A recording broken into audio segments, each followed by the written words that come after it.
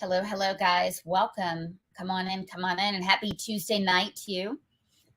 Just a little forewarning ahead of time. Some of the things that we talk about tonight are going to be very upsetting. You know why? Because we're going to be talking about learning loss. We're going to show you exact numbers, and we're going to go over some real hard truths. And we're going to talk about something called the achievement gap, and you'll see it where we can look at certain scores in North Carolina. And we're going to be looking at the end of year scores, or called the end of grade, and they'll be stratified by different demographics. We're going to talk about that tonight. And specifically, we're going to talk about the Hispanic demographic. So I'm going to bring on two very special guests. Both of them are running for school board. First, I'm going to bring on Ruben Castellon. Hello, how are you, sir? How you doing, man? I'm good. So the first time I met you and your lovely wife was this weekend, and went to Hoke County to a GOP function, and I thought, you are already living the American dream. You're having the time of your life, etc. You're willing to interrupt your life to serve your community and to serve your country, really. Why are you this crazy? What is making you jump in the race, Ruben? Well, I wouldn't say that I'm crazy, but I'm going to say that I'm very disappointed and quite frankly disgusted about how the public school system is being run by politicians because, although most of the elections for the Board of Education are supposed to be nonpartisan, but they're not. There's no such thing as nonpartisan. And I can prove to you by just saying this. During the COVID, when it hit us real hard, they decided to mask our children. They violated their constitutional rights. And that's when I realized that these were not people that had the best interest in my children, in our children.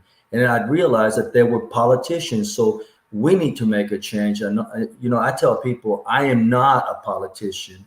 And I've even go out of my way to tell I'm disappointed in both parties. I'll tell you this right now. And I just tell people that right now we don't need politicians. The reason why we're here in this place right now is because of the politicians. They want to take care of themselves first. What we need is warriors. We need warriors to change the outcome of the path of where we're going right now. No, absolutely. I mean, we're looking for, and you're one of our endorsed candidates. Julissa is another one that we're about to bring on. In fact, Julissa, we'll bring you on. We've known each other for a while. We want the America First policies applied to the smallest unit of government, and that would be in the schools. So your school boards, smallest unit of government, it goes on from there. And corruption, as you pointed out, it runs rampant. We're talking about this all the time. We attack state level issues, and the goal for us is to make sure that we're getting the state and the feds off your back, out of your way. Corruption comes out of there so that the school boards can be more autonomous and work on their own. Julissa, why did you get into this race? Tell us a little bit about you. What made you run? You're running in Cumberland County. Tell us. Well, I have, my son is a product of the public school system. He in Cumberland County, and I'll tell you, we had to spend $11,000 to pay to the Huntington Learning Center to get him up to grade level in reading when he was in school. Okay. And so I saw that was not something I can do, continue to do with my next children.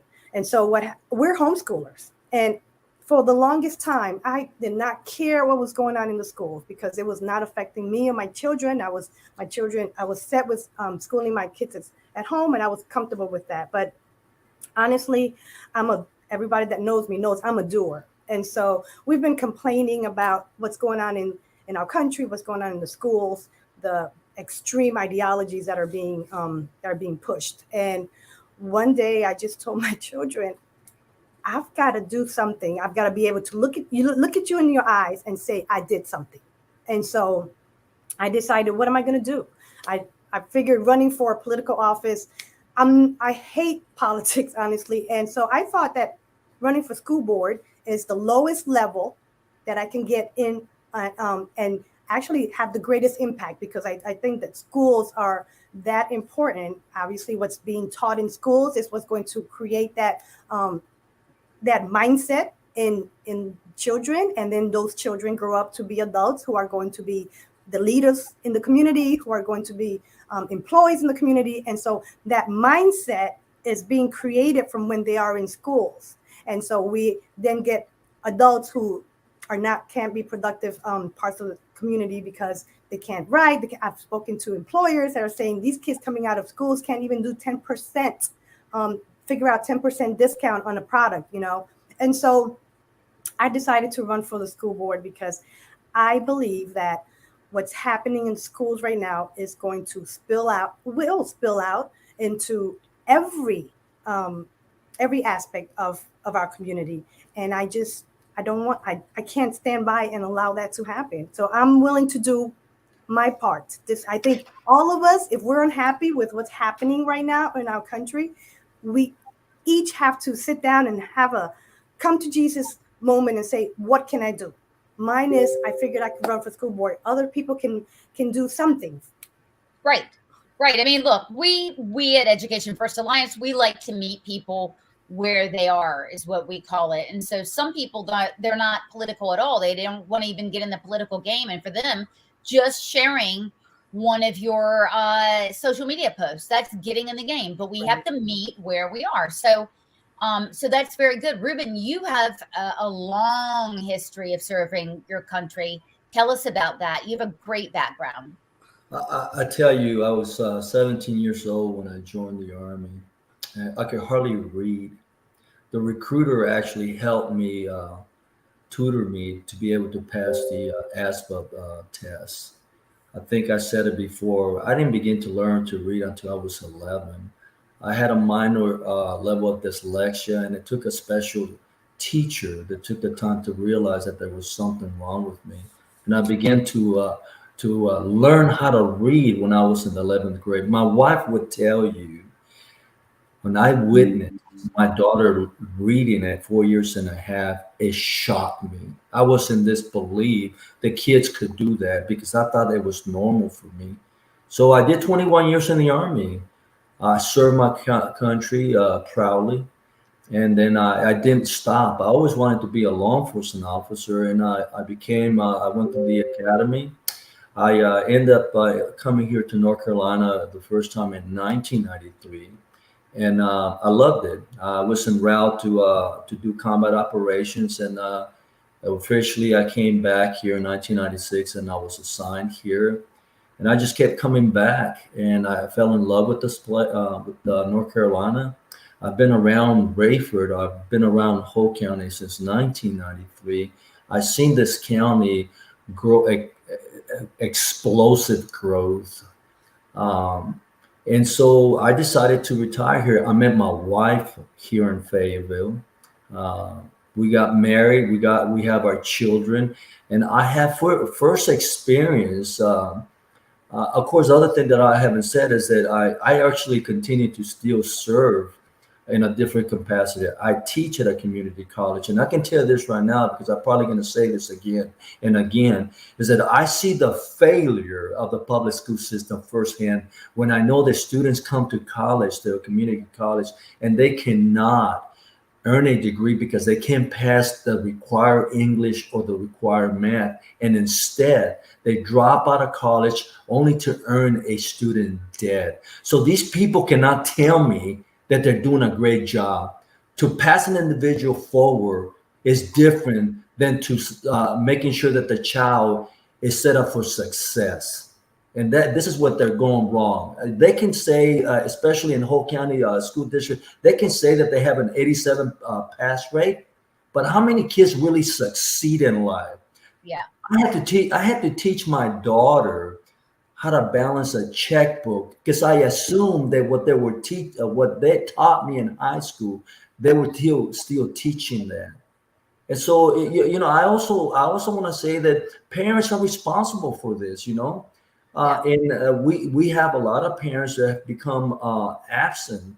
And so, having said what I said earlier, I started attending the board meetings because I wanted to see. I myself was in denial.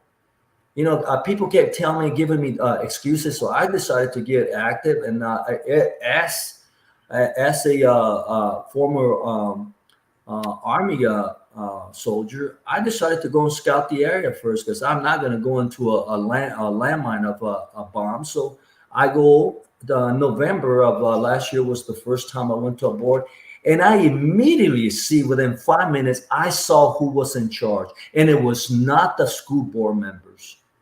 It's that superintendent. But what's so sad is that these people have forgotten that they work for the people, and that's why I decided to run. It was January when out of nowhere I felt like the spirit took over me. I stood up and I said what I said, and I'm running, and I know I upset a lot of people. I had a school board member. I've known these school board members, all of them, since 2004, because that's when I started working in Hoke County Sheriff's Office. So I know a lot of people, and a lot of people know me. And I had this one school board member ask me, "Why are you running?" And I can't even believe that I was asked that. Yeah, so why not? I asked her, I said, "Are you sure you want to tell you why I'm running?" Yes. And I told her, because you're not doing your job. Had you been doing your job, I would not be here right now. But you have failed the children of Hoke County. I mean, it's just very, education is a very passionate thing to me, because I know I have struggled all my life, you know, and we're the Latinos and Hispanics, we're very quiet people. We're like Julissa said, we're doers. We don't complain. We just get it done. We get it. We make it happen. You know, I can just imagine young Black students, whites, they get thrown to the side. I can just imagine those Hispanics and Latinos where the parents can't even talk English. Yeah. They just completely get lost in the system. Right. Yeah, exactly. So we're going to go over, we want to be very precise about what the numbers are here. And we're going to go over, I guess you would say, the greatest hits here. I'm sure that you're going to be as disappointed in some of these numbers as the rest of us, let's see. All right, now I've got to blow this up a little bit. So we're going to know exactly what we're talking about here. Now this is where is this? We're in Cumberland now, okay? So this is Cumberland. Julie said this is your stomping ground. It says Hoke on my screen. Yeah, it says Hoke. It does. Hold on. It does. Let's see what we're looking at. Sorry about that, guys. Okay, let's see what we're looking at. Does this change anything? No. Change it. We're just keeping it. Okay. Apologies. I'm just learning this particular software. Oh, I changed it from here. Okay. All right. So let's go with Hoke. So Hoke, we're looking at the end of grade reading test for grade 4. Now, keep in mind, this is the 2021 school year. Okay. 2021 school year. But a lot of folks say, hey, that's because it was COVID, learning loss. I have news for you folks. No. We were in a downward slide way before that. Do not let people tell you that.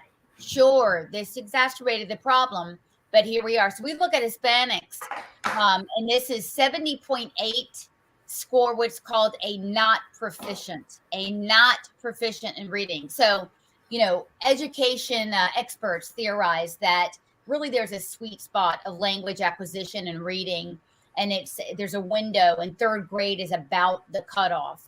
Right. I mean, we know that it's not absolutely the cutoff, as evidenced, Ruben, by your own story, but we do know the ideal time to learn it. And if you've got 71% of Hispanic 4th graders coming out at the end of the grade year, not being proficient at reading, you've got a problem. Now, let's look at all students. All students here in Hoke County are 63.7% not proficient. There are 4 levels. The bottom level is the not proficient. Actually, there's 3 levels, excuse me, on this bottom level. So you're exactly right. If 63.7% of students in 4th grade are not proficient, there needs to be policies in place. And to your point, Ruben, there needs to be accountability. Now let's look at military connected students. That's 41%. Okay, so that's much better. And to your point, there's, at military parents. I mean, look, my dad was in the Army. I know how you guys are. You make your damn bed, you get up, you start your day. There's order throughout the entire day. And that might be a lot of what you're seeing. So it might be a parenting style, right? But you're looking at, let's look at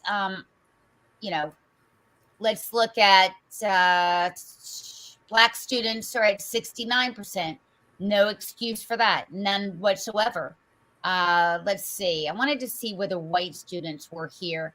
But when we look at academically gifted, I mean, I don't know if you can see it up there, guys. Academically gifted students, you've got none that are not proficient. Right. Right. So that's kind of where we are in the 4th grade. Now let's move along here. We're still in Hoke County. The end of 6th grade. Well, 6th grade, you've got 63% of Hispanic students. Not proficient. Not proficient. Not proficient. Now, all students, 60%.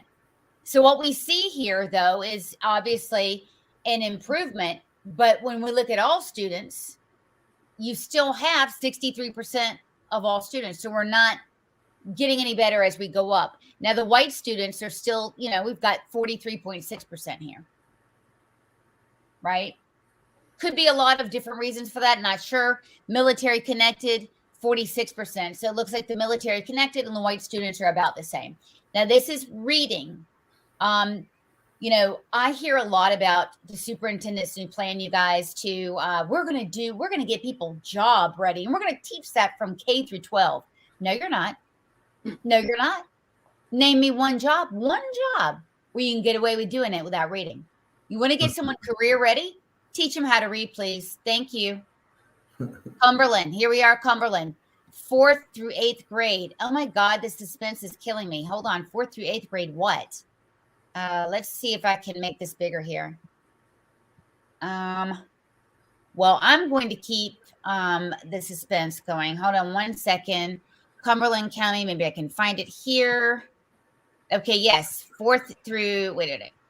I'm sorry, guys. Can you talk amongst yourself? Let me get myself together here. Well, the last stats that I had for 3rd through 8th grade for Cumberland County, based on North Carolina's Department of Public Instruction site, it had we were at 70 in reading. Excuse me, in math, it was 70-something% not proficient. So let's see what you have there. Okay. All right. Let me switch it right over. Yeah. I mean, so we're talking about, the same sort of things. By the way, guys, the EOGs, the scores are not out for right now. So I can't give you an up to date. But what I can tell you is that, this is beyond, it's beyond. So while you're trying to pull that up, I'll tell you that on their website, DPI has, I know they have these 4 levels that they claim, right? They have not proficient, then they have there is 4, right? Yeah, not proficient, level 3, level 4, and level 5. And in my opinion, just as my opinion, level 3 also is not proficient, because what they define as level 3 is the student has sufficient understanding of the grade level standards and will need help in the next grade. So to me, that's not a child who is solid in that subject matter. Okay. So right. So let's see what you got there. Okay. So what we have is reading grade 4 through 8. Okay. It takes an average. This is Cumberland County. So we've got 58.2% not proficient. Yeah. And then 7 and what's all students 60%. So once again, it's something to write home about. The fact that 60% of students in Cumberland County, grades 4 through 8, on average, the end of grade level testing, you have a real problem. But, I'm not sure what your homeless population is there, but the homeless population is abysmal. We would expect that. Unfortunately, it's kind of the way it is. But again, all students are going to be higher at 60%. So gosh, it does look like Hispanic students in Cumberland County are faring a little bit better than just all students combined. How do we get to how do we get to where a school has 60%? So we're looking at the all students, right? 58 to 60% of kids not being able to read. What are we doing in school? There's a variety of things, you guys. We have, as you're well aware, we have hammered the hell out of something called social emotional learning. Here's why. It's many reasons, but here's the main one as applicable to the conversation here. It's something that is non-academic. It's in all 12 subjects. Right. So it takes up class instruction time. Let me tell you something else that takes up instructional time. Discipline problems. This is a state level. The things I'm talking about with you tonight, you guys are going to have to do something on the district level to fight at the state level. The discipline problems are out of control. We know it because we talk to teachers. They tell us this every day. Right. So it's not uncommon, Julissa, for teachers have to spend half of their instruction time dealing with that. I have spoken to some teachers here, and that has been one of their main complaints is the discipline situation. They're powerless. They can't do anything. I've had a teacher who was groped by a student, and students allowed in a few days the students back in the classroom. I just can't imagine how do you go to work knowing that a student has groped you and you have to go and see that student in a few days. But in connection to the Hispanic culture as a whole, we value education and we value discipline. Okay. But my concern is that these ideologies that are being pushed on our Black and brown students about, kids don't have to be accountable for their misbehavior or the discipline action because equity. I mean, I just find that ridiculous, and it's not consistent with the value that the Hispanic culture places on discipline and just in education. So these policies are hurting our community. They're hurting everyone, right? I mean, they're hurting just when you can't expect a child to be disciplined. And I think that discipline role starts in the family. Of course, starts at home on an individual basis, but then as a community, we need to make sure that we are expecting our children to be well behaved. I mean, that's just that's so basic to me. Common sense. I mean, yes. And Heather's bringing up a lot of things. Heather, this is another reason why we endorse Heather, because everything that you're talking about here, all of her ideas, and Heather, I know you thought a lot about this. It necessarily means we've got to keep the state out of the districts. This hammering skills, this testing. I mean, testing is important because you need to find out how bad you are. But I liked the idea of nationally norming tests. In other words, anybody, any state that's doing terrible, or any superintendent who's not doing her job, could easily manipulate the EOG or the end of year testing so that it kind of makes the students look like they're doing better, right? But if you have nationally normed tests, you know that, wow, only 70% are proficient. But the national average is 30%. Boy, I'll tell you what, you have 1 year of that. How quickly do you think that legislators and everybody else would get on board and say, we got to change this because our state isn't competitive with the rest of the country? Ruben.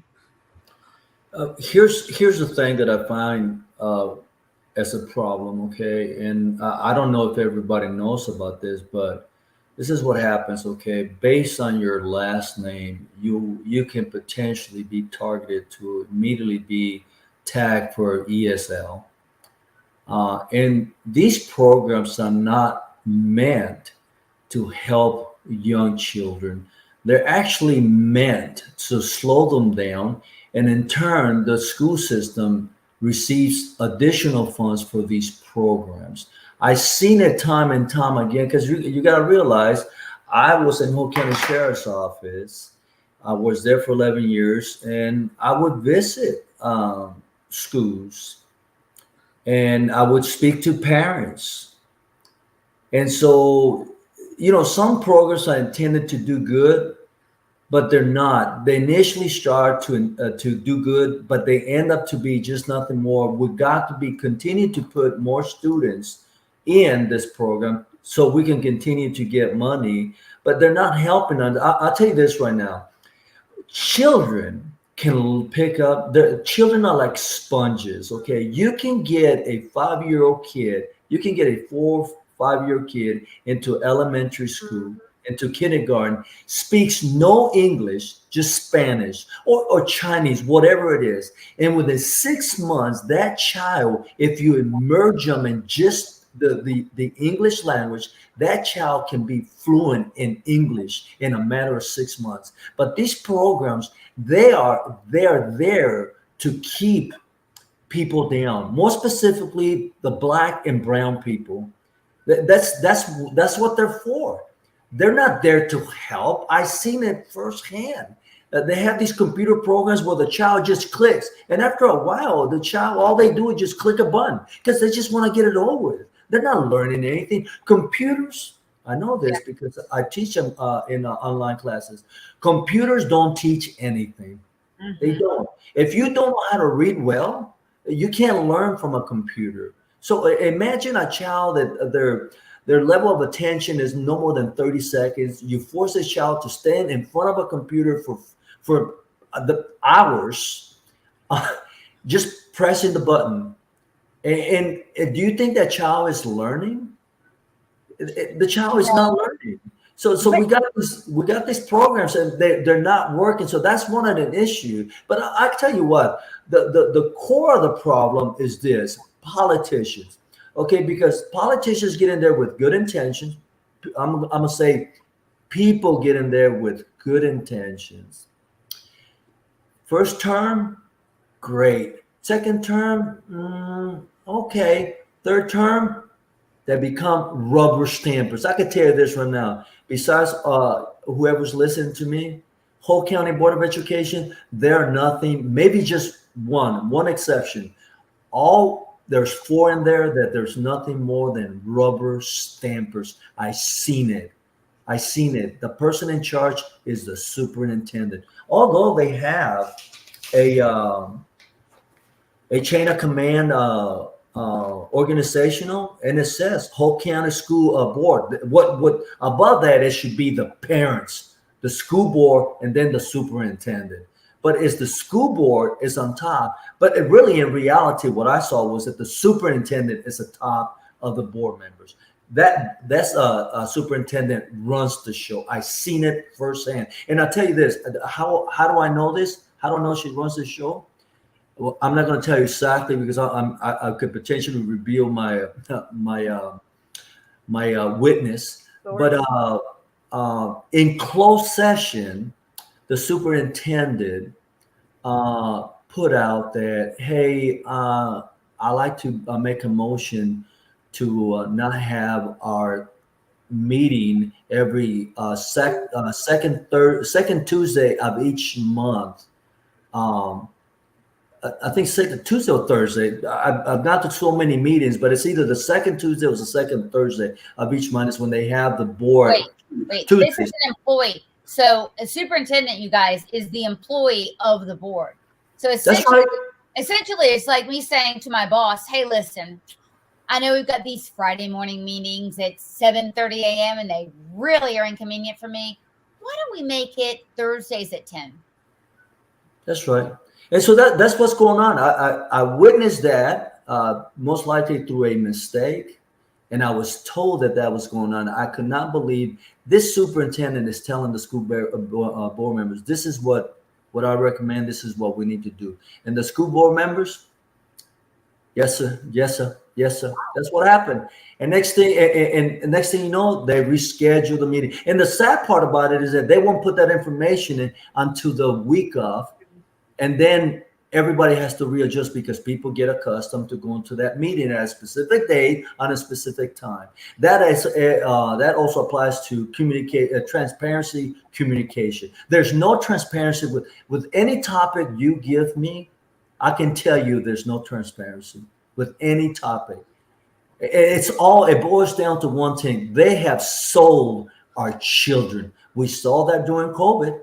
They sold our children for money, which makes me. There's a couple things that you brought up, Ruben. I mean, you're correct. Most people don't know this. And again, I told you tonight it's going to be very upsetting, viewers, and truth often can be upsetting. The lower performing schools and the students that don't do well, et cetera, there is a ton of money. Districts make a ton of money. States make a ton of money. They do, I hate to be cynical, they do to an extent have a profit motive to keep this stuff going. Now, I'm going to have on Treasurer Dale Falwell. He's going to be on Thursday. I hope all of you can listen in because he's going to tell you, and we're going to talk about the extent to which the state is interfering and even hamstringing the districts. But he's big on this, and you guys know this. He's huge on transparency. That's the man's platform. He lives by it. He does all of that. We see an example with, I don't know if you've heard about the township of Spring Lake. Well, yes. The entire government was 100% corrupt. And you know how that happened? Lack of transparency and opaqueness that you just can't pick through.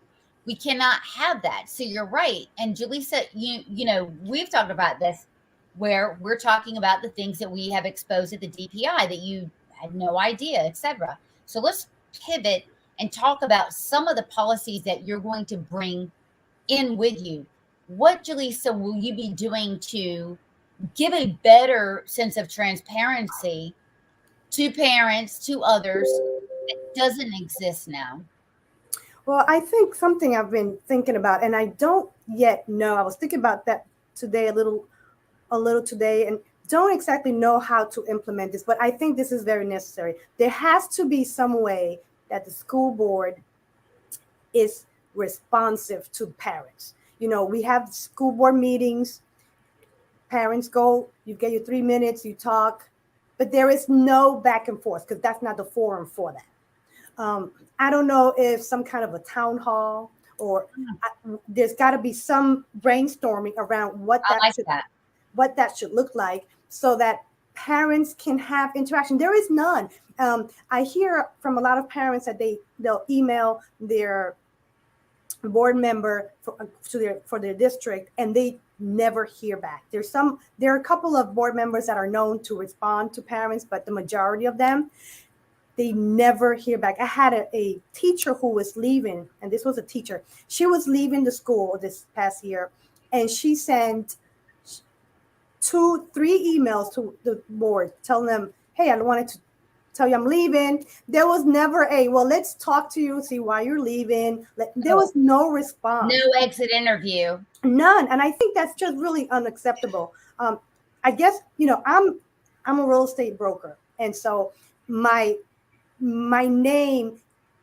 the amount of referral business I get is based on how well I treat my clients, right? And so I know I'm just used to being responsive. If a client reaches out to me, texts an email, I'm going to respond as quickly as I possibly can. And so that's just a basic level of professionalism. How do you say you represent District 1, whatever, and people and these parents, these constituents are emailing you with their concerns. Now, I know that you're not going to be able to address every concern in the way the parent wants it, right? Because there's just so many different ways people can look at things. Right. But just the courtesy of saying, I've received your email. Here's where my position is on that. Or here's why I voted this way.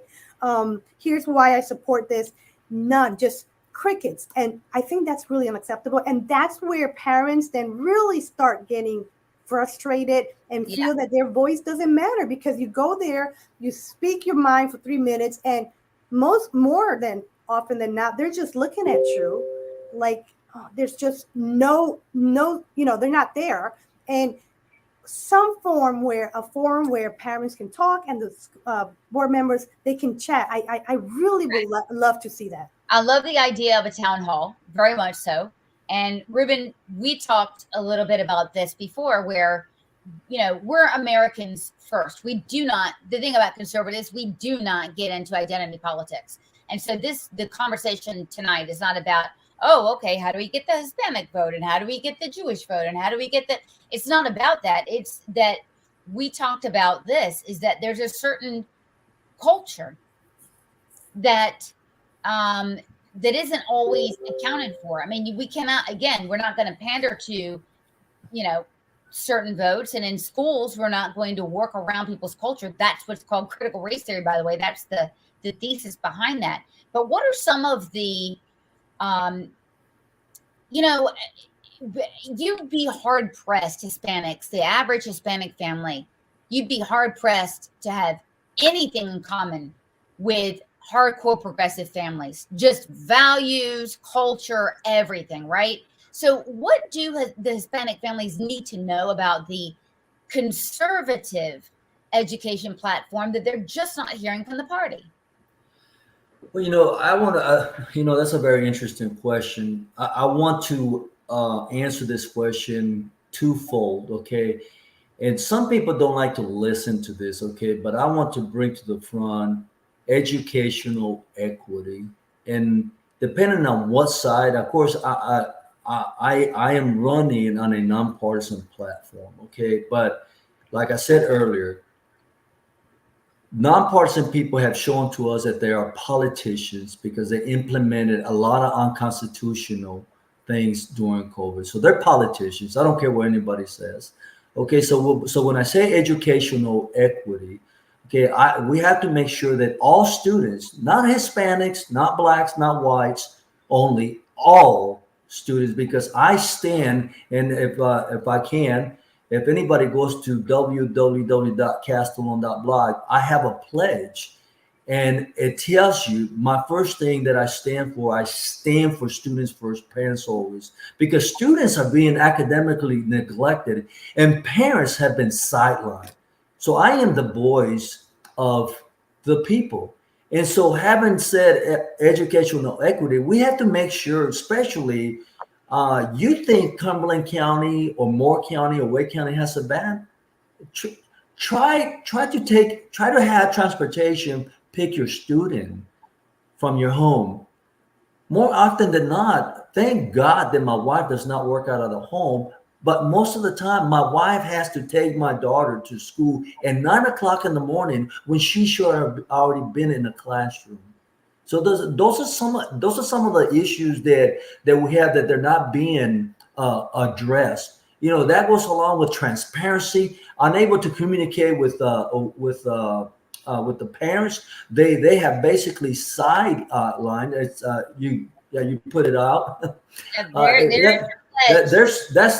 That's my pledge right there. And if people go there, it tells you basically. And I'll tell you what, these are all from my heart, but I'll tell you what, any parent has an issue with at least 3 or 4 of those of my pledges. It's just unbelievable that this is everything that I have felt the whole time. This is number 5. Vote on subjects based on scientific facts and not political ideologies. This includes defeating any CRT curriculum in the school district. What we're saying here is that this policy, that policy in and of itself would take care of a lot of this nonsense. Look if we got politics of all stripes, okay, out of the classroom, guess what, you guys? That actually is a conservative platform. I'm going to tell you why. When you have a strict liberal arts education that's rooted in the humanities, right? Because that's the way that liberal arts should be. When you have that, you don't have time for this nonsense. And so when we learn from true history, we learn from the classics, we read from that kind of classical liberal arts education, it is absolutely politics free. You know why?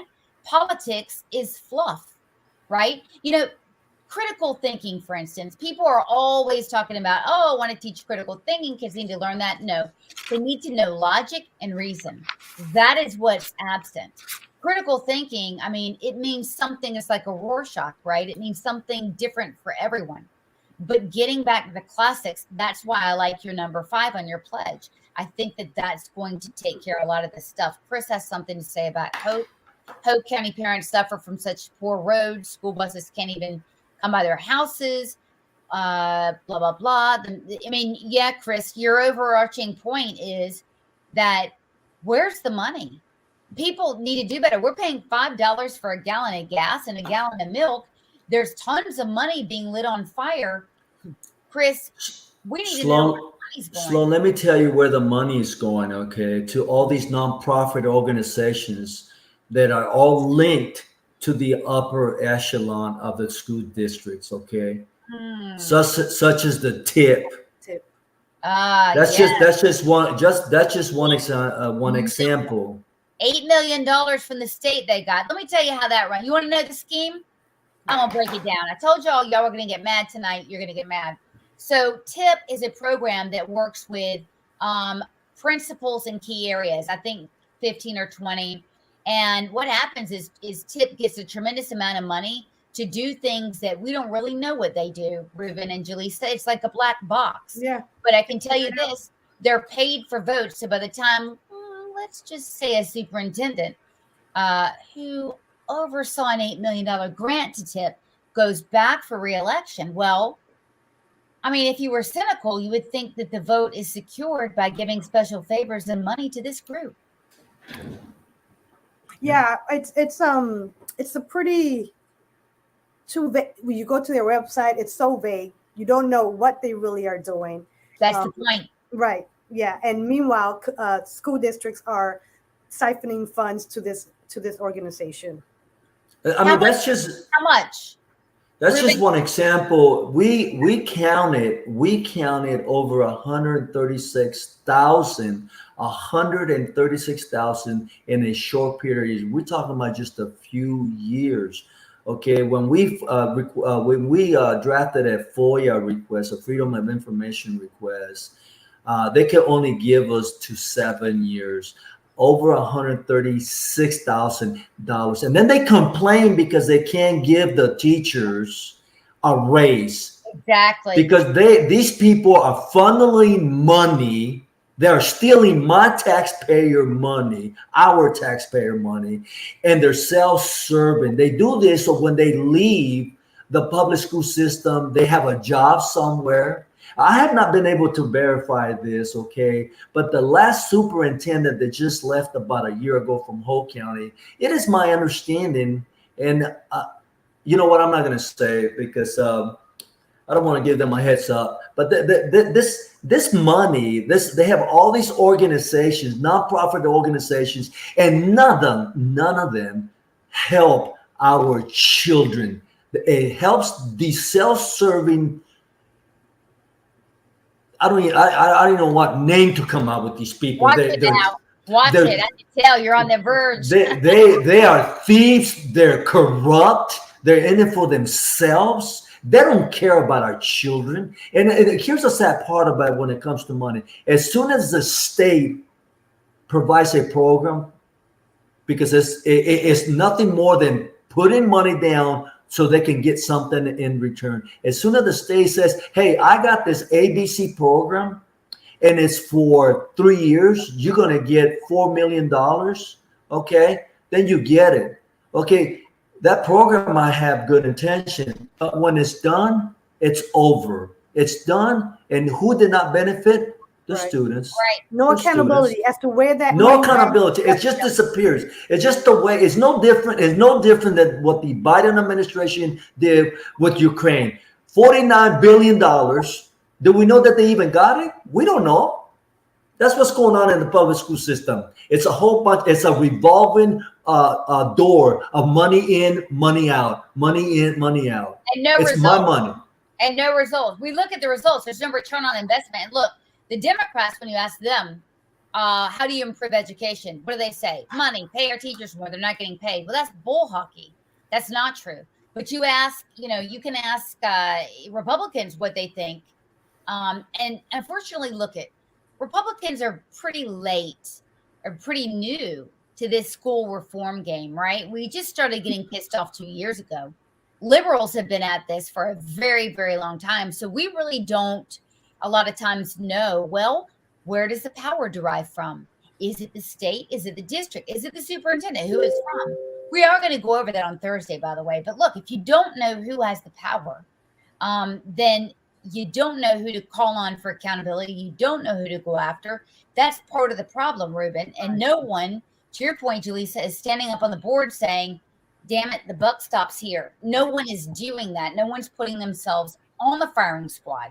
Yeah, I think I noticed that on the board, there's a lot, and this happened in 2017, 2018 here in Cumberland County when the Planned Parenthood's Get Real sex education program was piloted here in Cumberland County.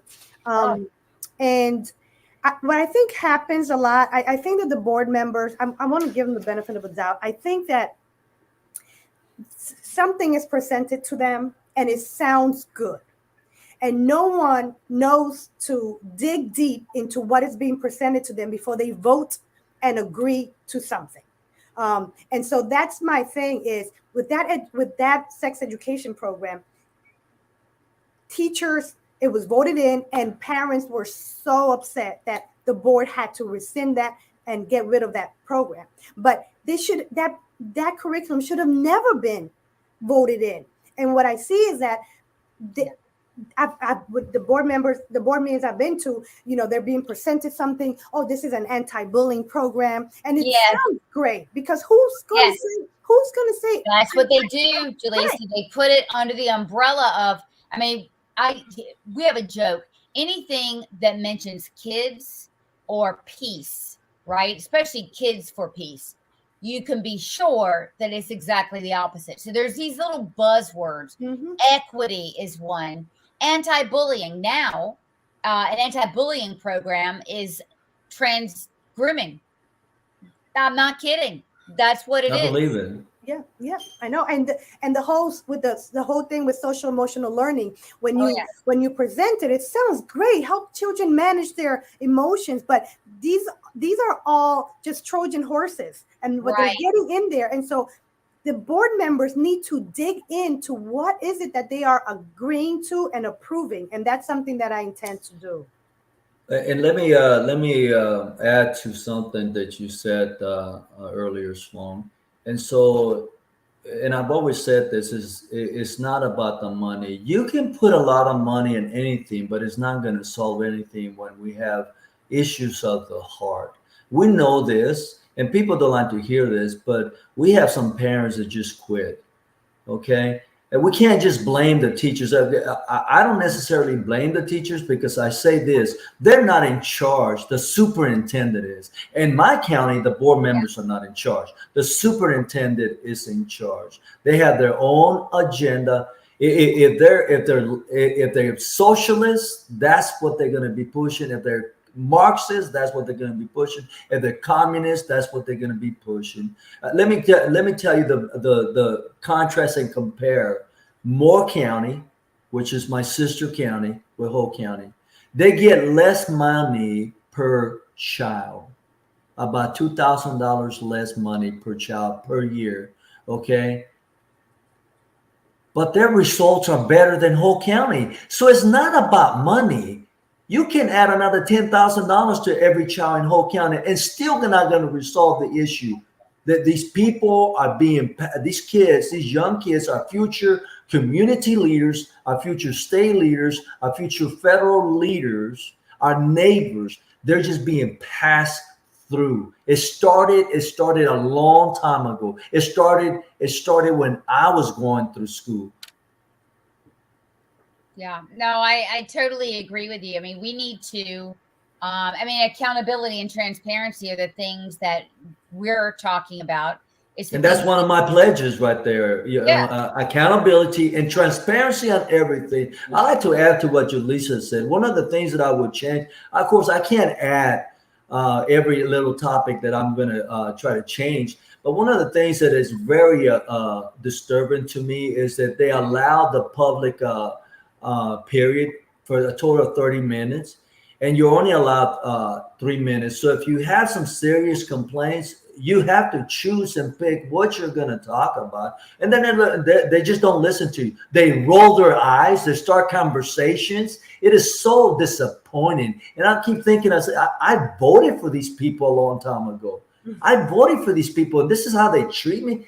They forget I'm your boss.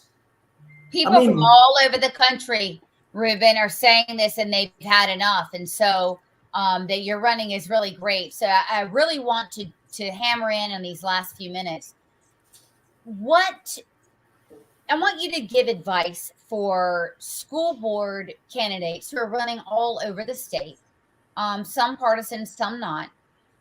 What do they, and they're not Hispanic, what do they need to be doing to communicate with Hispanics that the ideas, the pledge, Ruben, that you just put up, that is good for all families, first of all. But it's nice to tailor it and to be able to know something about Hispanics and to be able to say, this is uniquely suited for you. Well, first of all, I tell my wife I don't tell jokes. So it might come out as a story. First of all, you don't ever tell a Mexican that, let's go ahead and have tacos for breakfast. It just doesn't work that way, okay? So you haven't said that. You have to familiarize yourself with the people you're going to talk to. You have to do your background, for lack of words. When I used to be a criminal investigator, before I approached my target, the person of interest, I did a background on you. Mm-hmm. I knew enough on you to start questioning you to see if you were going to lie to me. And this is what people don't do. We are a very unique group of people, especially because I tell you what, let me just picture this to you. There are millions of people migrating every day from south of the border, different races, okay? They keep coming in for the American dream. And this is what I want to tell the Latinos and the Hispanics, okay? Education is so important to us. It was to me because my father took me to the fields to work in a hot sun in California. And he taught me a valuable lesson. And he says, this is why you have to achieve the American dream. And the American dream is by finishing your higher education, because with higher education, more doors open and you get out of the hard labor, being out there in the sun all day, being in construction, laying a roof, picking up tomatoes all day in the field. And my dad, while he was punishing me because I was failing school in the fields, he taught me a very valuable lesson. This is why I came into the Army, because back then we had a saying, be all you can be. Only you can stop yourself. Okay, people need to stop self-victimizing. Here, the only person that can stop you is you. If you want to be a doctor and you have the mental capacity to do that, you can be a doctor. If you want to be a teacher, you can be a teacher. Only in America, you can be whatever you want to be. It's proven right now by people that think that they are something they can never be. Absolutely. So, Julissa, what advice would you give to someone who has maybe trepidation about, talking to Hispanic, Latino neighbors or what have you? What advice would you give to maybe, families that don't speak English? What can we do? Break down again. You mean a neighbor speaking to somebody who is not a native Spanish? That was confusing, right? Yeah. Bottom line, how would someone running for office, let's say someone running for school board, okay, be able to talk to others that are Hispanic or Latino and sell them on the value of the principles that we just put up of cutting out all the crap, direct instruction time, politics out of the classroom, fiscal responsibility, right? We haven't even talked about the inculcation of the trans movement. Right. I mean, what are the issues that you would hammer? How would you advise people to go about that? Well, you said how can we sell this to? We don't have to sell anything. I'm going to tell you. I'm going to go back to what I said in the beginning, that the Hispanic culture as a whole is conservative. Okay, if you go back to the representative countries of Hispanics, they tend to have generally conservative values. They are hard workers. They believe in a really strong work ethic. They are very big on the importance of education. They're very big on just discipline and authority, being following rules in the sense of children obey their parents. Okay, that's all very already organically our nature. Okay, so there's nothing that needs to be sold. What needs to happen is, and this is where the Republicans have failed, is you need to get your message to these people. You don't have to see it as you're selling anything. You just need to tell them, these things that you value, that your culture values, these are the things we're fighting for. And I think that's what's not happened, is that the Republican Party has failed to, and I think I kind of may understand why. They probably feel like, the Democrats have all the Black and all the Hispanic votes, and we're not going to bother. We don't ask for the vote. We're not canvassing those neighborhoods. That's not happening. Right. We're not go and ask for these votes. We need to get out there. We're telling the candidates, look, go and say, Mr. and Miss Jones, I want to show you two things. Bring a copy of the surveys. Do you see this, Miss Jones? Okay, great. Do you like this? No. What about this book? Okay, we don't like it either. So you may not like me. You may not like the party you think I come from. There are a lot of things you may not like, but I tell you what, this and this, we just agreed, have got to be out. And I'm the person to do that. And I'll tell you, there's not a minority class in America that you could show those surveys to and those books to. Let the pictures talk for you. Right. No minorities in the country. The only people that say, yeah, I kind of think it's a good idea to have that, are progressives and not Democrats. Progressives, and generally speaking, the upper echelon of progressives. Right. Progressives have nothing in common with minorities. And that's what I was going to say in terms of, the Democrat, what we're offering is not antithetical to the Democratic Party either. There are so many Democrats people on the left who value education. They want their children to be educated in school. They don't want this pornography, their children exposed to this pornography. So it's not really a conservative value. I think it's something that we just need to show everyone out there. Here's what we stand for. We are with you. We don't agree with indoctrination in schools. We want to study all of history, and we want all of American history to be taught. We are demanding that our students, that our schools produce in terms of this academic achievement for our students. Yeah. I think that is. I made a video about this to my folks, saying this is something that doesn't matter where you are on the political spectrum. This is something that we can all, I think, the majority of Americans, regardless of what side, can agree on. So, again, the Republican Party just has been lousy at messaging, at showing people what they can offer them, and we're paying the price. So, if somebody's running for, I'm more specifically at the local level, at the state, I've discovered that the school board members have so much power. They're actually governed. I didn't even know this until I started digging. They're governed by laws. They have a lot of power. DPI recommends this is the subjects that you're going to teach, but it's the board members to say yes or no. But they're complacent. They become politicians. You cannot tell me that a person that runs for school board wants to be a school board member for 30, 35 years, getting paid $400 a month.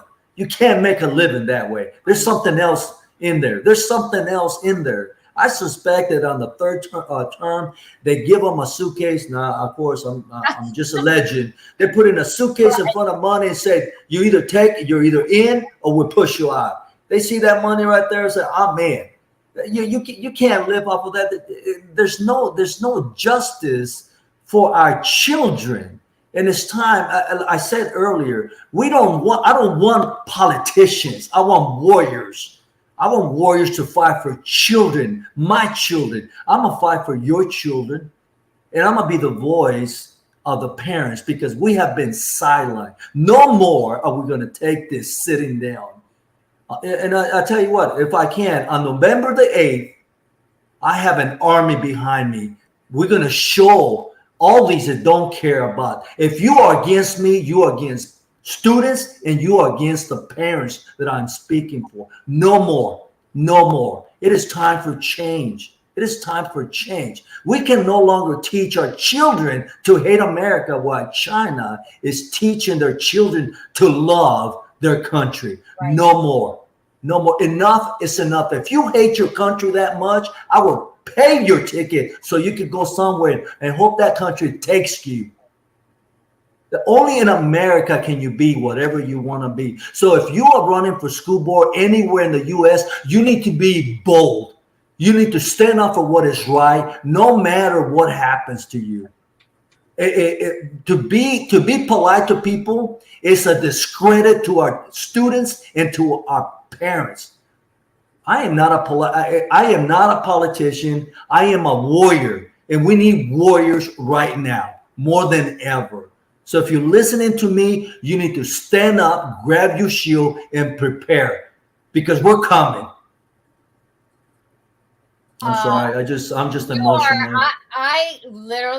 I cannot follow that. That is amazing. And you're right. What we have here, just in closing, guys, those of you who are listening to this, I mean, how can you not be pumped after listening to Ruben drop that truth on us? I have a neighborhood, I have a cul-de-sac, and I very rarely go out and talk to my neighbors, just routinely about these things. But you're right. Our national security is on the line here. I mean, China's dream is having all of our males totally emasculated through this trans movement. That's right. Come true. We're at a precipice where either you stand or get the hell out of the way, right? So it's incumbent upon you to talk to your neighbors and understand too that minorities of all stripes, Americans also, we have a shared destiny. And that's what we need to be speaking about. Martin Luther King said this: we didn't all come over here on the same boat, but we're all in it now, right? We're all in this country now, and we really have shared values. And so we are very unlike the leftists in that they want everything, in little balkanized areas, gay, straight, Christian, not Black, Jewish. We are one. But again, when you are talking to people, people like to hear from people that actually have taken the time to know who they're speaking with and do their background, like you said, Ruben.